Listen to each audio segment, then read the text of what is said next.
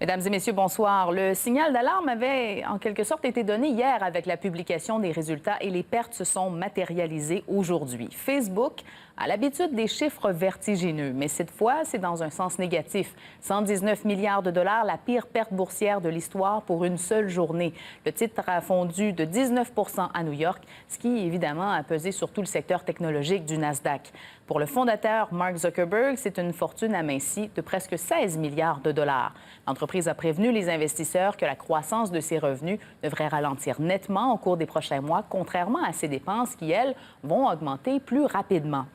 Alors, pour parler de cette chute boursière spectaculaire de Facebook, j'accueille Pierre-Olivier Langevin. Il est analyste financier pour gestion de portefeuille stratégique Médici. Merci d'être là, M. Langevin. Bonjour.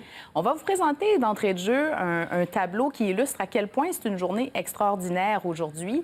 La pire perte boursière de l'histoire. Voyez celles qui se sont produites dans le passé. Intel, 91 milliards de dollars. Microsoft, 77 milliards. En fait, toutes ces entreprises, Apple, Exxon, General Electric, elles ont toutes déjà connu des journées difficiles, mais jamais autant que celle d'aujourd'hui pour Facebook. C'est rarissime quand même, une perte boursière comme celle-là qu'on a connue aujourd'hui. Ah, ça touche l'imaginaire. Écoutez, 120 milliards de capitalisation boursière, c'est presque autant que la capitalisation de McDonald's, les restaurants.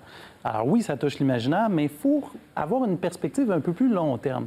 Si vous regardez depuis le scandale de Cambridge Analytica, qui date d'il y a environ 4 mois, Facebook a pris à peu près 190 milliards de valorisation boursière. Oui, d'ailleurs, je pense qu'on a un graphique qui illustre la progression du titre depuis le début de l'année. Oui, on a eu des pertes aujourd'hui, mais ça avait passablement grimpé. Là.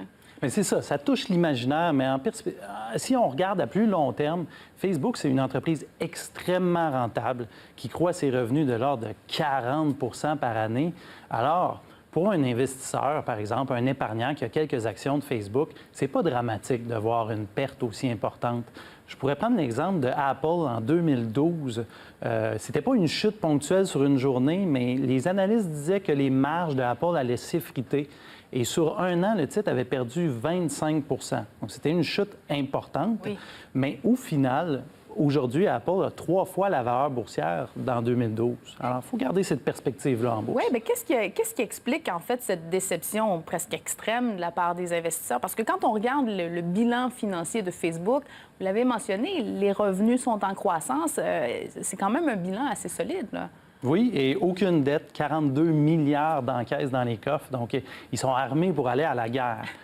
Là où le bas blesse, dans les résultats trimestriels, les résultats sont bons. C'est plutôt ce que les dirigeants ont dit lors de la téléconférence. Ils ont mentionné justement que les revenus allaient croître un peu moins rapidement, finalement. Ils ont mentionné qu'ils allaient encourir des dépenses supplémentaires, par exemple, pour la sécurité, pour automatiser justement la revue de ce qui est publié sur Facebook. Donc, faire en sorte qu'il n'y ait pas nécessairement une revue humaine à long terme.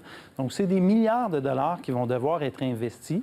Puis ça ne plaît pas à ceux qui pensent peut-être plus à court terme, mais si vous regardez à long terme, ça devrait être favorable pour Facebook. Vous savez aussi qu'il y a un risque politique en ce moment. Oui. Il y a eu un impact, il y a eu la crise de Cambridge Analytica et il y a des impacts réglementaires. Facebook ne veut pas se voir réglementé au niveau de l'utilisation des données. Donc, prend les devants. Bien oui, c'est sa vache à lait. Donc, s'il y a une réglementation qui vient au niveau des données, ça fait des publicités peut-être moins intéressantes pour les clients de Facebook qui annoncent.